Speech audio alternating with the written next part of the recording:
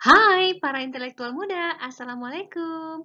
Ayo kita belajar membahas soal TOEIC lagi.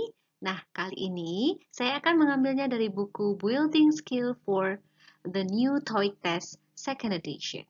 So, para intelektual muda, ayo kita bahas part kelima, Incomplete Sentences. So, without any further ado, let's get started. Alright, para intelektual muda, nah ini adalah part kelima dari ujian TOEIC, di mana part kelima ini biasanya dimulai dari nomor 101 ketika kita ujian TOEIC, dan itu yang akan dikerjakan adalah incomplete sentences, di mana kalimatnya akan ada yang blank-blank seperti ini, dan kita harus melengkapinya. Artinya kalimatnya masih tidak komplit dan kita lengkapi dengan jawaban yang tepat. So, kita lihat ini, in part 5 of the new TOEIC test, your knowledge of both vocabulary and grammar will be tested. Nah, kalau di bagian part kelima ini, di ujian TOEIC, kemampuan kita atau pengetahuan kita itu yang akan dilihat atau dites adalah kemampuan vocabulary, pengetahuan grammar juga. This part consists of 40 incomplete sentences. Nah, pada ujian incomplete sentences ini biasanya ada maksudnya terdiri dari 40 soal ya. Under each sentence you will see 4 words and phrases marked A, B, C, and D. Nah, di bawah kalimat itu nanti kamu akan lihat 4 kata atau frasa dan tandailah A, B, C, dan D. You should choose the best word and phrase to complete the sentence. Nah, kamu harus memilih kata atau frasa yang tepat untuk melengkapi kalimat. Nah, jadi kalimat tidak lengkap kita lengkapi dengan frasa dan kata yang tepat.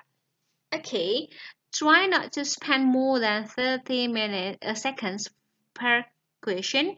You will have only 75 minutes for all of parts 5, 6, 7. So, use your time wisely. Nah, ini ya.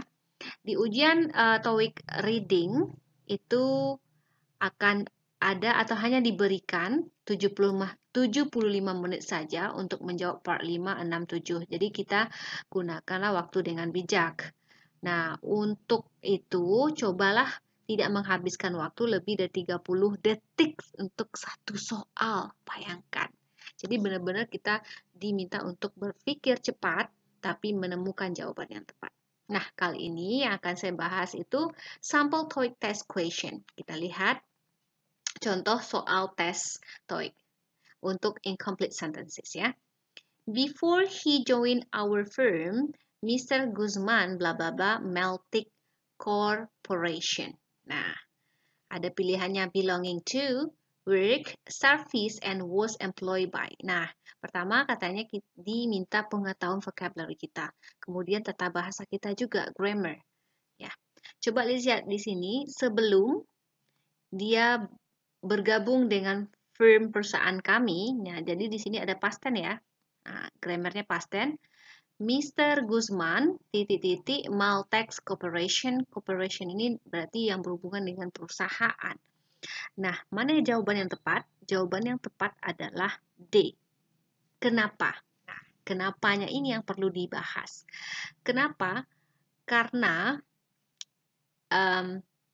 selain di sini menunjukkan dia past tense, berarti jawaban di belakangnya juga past tense. Rata-rata semuanya past tense. Work, serve, past tense.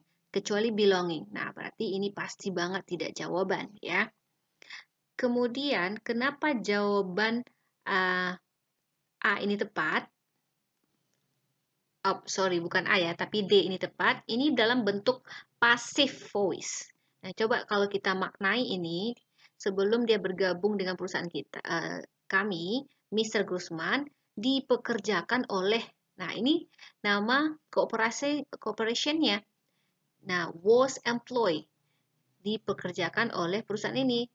Guzman dipekerjakan oleh perusahaan.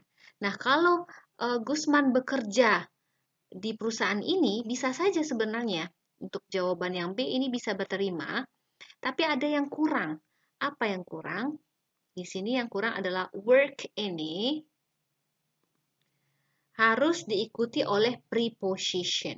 Jadi setelah kata work, wajib diikuti oleh preposition. Prepositionnya apa? Nah, sekarang sebagai contoh, Mr. Guzman work for. Nah, harus ada force. Maltec Corporation baru bisa berterima. Atau Mr. Guzman work at Maltec Corporation. Nah, baru dia bisa berterima. Oke. Kemudian yang C. Kenapa C ini tidak tepat? Karena kata serve ini berterima untuk menyebutkan job position, posisi pekerjaannya. Misalnya Mr. Guzman serve, oke, saya buatkan as marketing director. Jadi misalnya serve as, oke, kita buat as, bisa nggak ya? Oke, bisa. As sebentar. Nah, seperti ini bisa ya.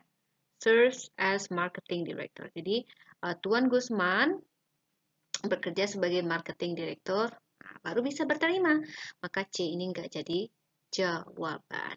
Nggak tepat gitu ya.